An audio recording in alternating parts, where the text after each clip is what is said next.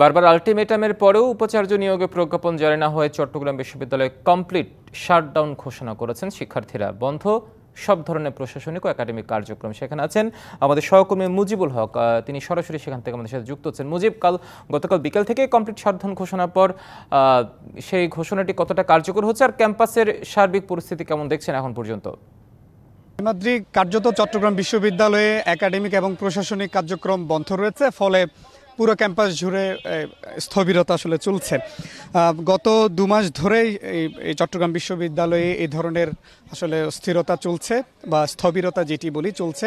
প্রশাসনিক একাডেমিক সব ধরনের কার্যক্রম বন্ধ রয়েছে। 1 মাস আগে যিনি ভিসি ছিলেন, ভিসি এবং প্রভিসির পদত্যাগের পরেই এই চট্টগ্রাম বিশ্ববিদ্যালয়ে এক ধরনের অভিভাবক শূন্য হয়ে পড়ে। শিক্ষার্থীরা যেটি বলছেন যে ভিসি এবং প্রভিসি সহ প্রশাসনিক কার্যক্রমের যে স্থবিরতাগুলো চলছে, ভিসি এবং প্রভিসি না থাকার কারণে এক ধরনের পুরো বিশ্ববিদ্যালয় অভিভাবকহীন হয়ে পড়েছে। পাশাপাশি সাধারণ শিক্ষার্থীরা তাদের একাডেমিক কার্যক্রম চালাতে পারছে না। এর বাইরে অনেকেই তাদের যে সার্টিফিকেট সহ অন্যান্য যে কার্যক্রম আছে, উচ্চশিক্ষার জন্য অনেকেই বিশ্ববিদ্যালয় থেকে যে কাগজপত্রগুলো সংগ্রহ করতে পারেন সেটি আসলে করতে পারছেন না। ফলে পুরো ক্যাম্পাস জুড়ে এক ধরনের অস্থিরতা চলছে। আপনি জানেন যে 2100 একরের যে ক্যাম্পাস, এখানে প্রায় 28,000 শিক্ষার্থী পড়াশোনা করেন।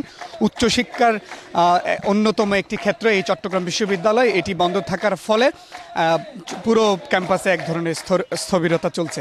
আমরা এখানে শিক্ষার্থীদের সাথে কথা বলেছি, পাশাপাশি শিক্ষকদেরও একটি বড় অংশ চান যে শীঘ্রই যাতে উপাচার্য এবং উপাচার্য নিয়োগের প্রক্রিয়ার মধ্য দিয়ে শিক্ষা কার্যক্রমের যেটি স্থবিরতা চলছে সেটি যাতে পুরো দমে সচল রাখা হয় এবং যে ক্যাম্পাসের যে পুরনো রূপ, শিক্ষার্থীদের যে কর্মচাঞ্চল্য, সেটি যাতে পুরো পরিপূর্ণভাবে ফিরে আসে সেটি তারা আসলে দাবি জানাচ্ছেন। এবং পাশাপাশি কোনো ধরনের যে ফেসিবাদের দোসর অথবা শিক্ষার্থীদের যে দাবি সেটি নিয়ে যারা কথা বলতে পারবেন না এমন কাউকে তারা এই বিশ্ববিদ্যালয়ে দেখতে চান না। অর্থাৎ ফেসিবাদের কোনো দোসর যাতে ক্যাম্পাসে না আসে, নিয়োগ দেওয়া না হয়, সেই দাবিও কিন্তু জানাচ্ছেন।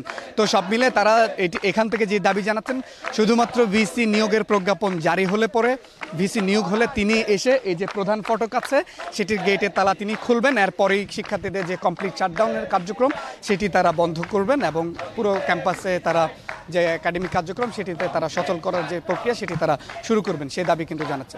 তো এই ছিল আমার কাছে সব মিলিয়ে খবরাখবর। মুজিব, আপনাকে ধন্যবাদ আমাদের সাথে যুক্ত হওয়ার জন্য।